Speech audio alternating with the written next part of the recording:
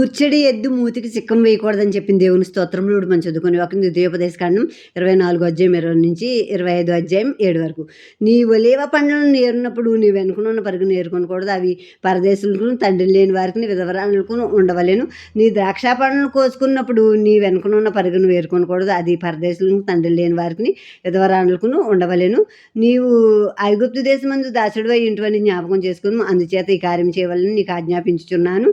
మనుషులకు వివాదం కలిగి న్యాయసభకు వచ్చినప్పుడు న్యాయాధిపతులు విమర్శించి నీతిమంతుడని దోషి అని తీర్పు తీర్చవలను. ఆ దోష శిక్షకు పాత్రుడిగా కనబడిన న్యాయాధిపతి వాడిని పండుకొనబెట్టి వాడిని నేరం కొలు దెబ్బలు లెక్క పెట్టి తన ఎదుటి వాడిని కొట్టింపవలను. 40 దెబ్బలు కొట్టించవచ్చును, అంతకు మించకూడదు. వీటికంటే విస్తారమైన దెబ్బలు కొట్టించిన ఎడల నీ సహోదరుడు నీ దృష్టికి నీచుడిగా కనబడినేమో. నూర్చెడెద్దు మూతికి చిక్కం వేయకూడదు. సహోదరులు కూడి నివసించుండగా వారిలో ఒకడు సంతానం లేక చనిపోయిన వాని భార్య అన్యుని పెండ్లి చేసుకొనకూడదు. ఆమె పెనిమిటి సహోదరుడు ఆమె యొద్దకు పోయి ఆమెను పెండ్లి చేసుకుని తన సహోదరునికి మారుగా ఆమె ఎడల భర్త ధర్మం జరపవలెను. చనిపోయిన సహోదరుని పేరు ఇశ్రాయేలులో నుండి తుడిచివేయబడకున్నట్లు ఆమెకు జ్యేష్ఠ కుమారుడు చనిపోయిన సహోదరునికి వారసుడిగా ఉండవలెను. అతడు తన సహోదరుని భార్యను పరిగ్రహింపనొల్లని ఎడల వాని సహోదరుని భార్య పట్టణపు గవినికి అనగా పెద్దల యొద్దకు పోయి నా పెనిమిటి సహోదరుడు ఇశ్రాయేల్లో తన సహోదరునికి పేరు స్థాపింపనని చెప్పి దేవర ధర్మం చేయనొల్లడని తెలుపుకొనవలెను.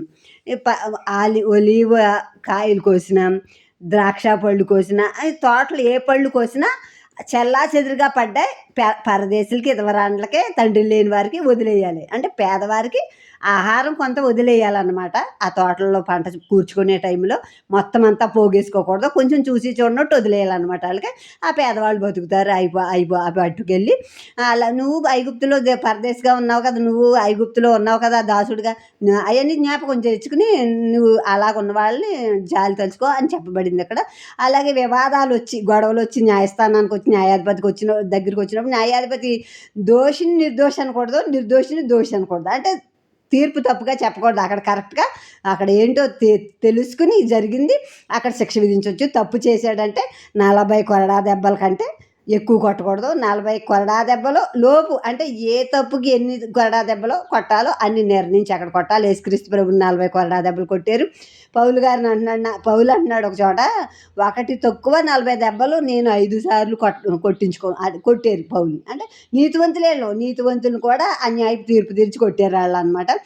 నెక్స్ట్ నూర్చెడు ఎద్దు మూతికి చిక్కం వేయద్దు. అంటే నూర్చెడు కష్టపడేవాడికి ఆడికి కావాల్సిన జీతం ఇచ్చేయాలి. సేవకుడు ఏంటి ఏ అయినా కావాల్సిన జీతం ఇచ్చేయాలి.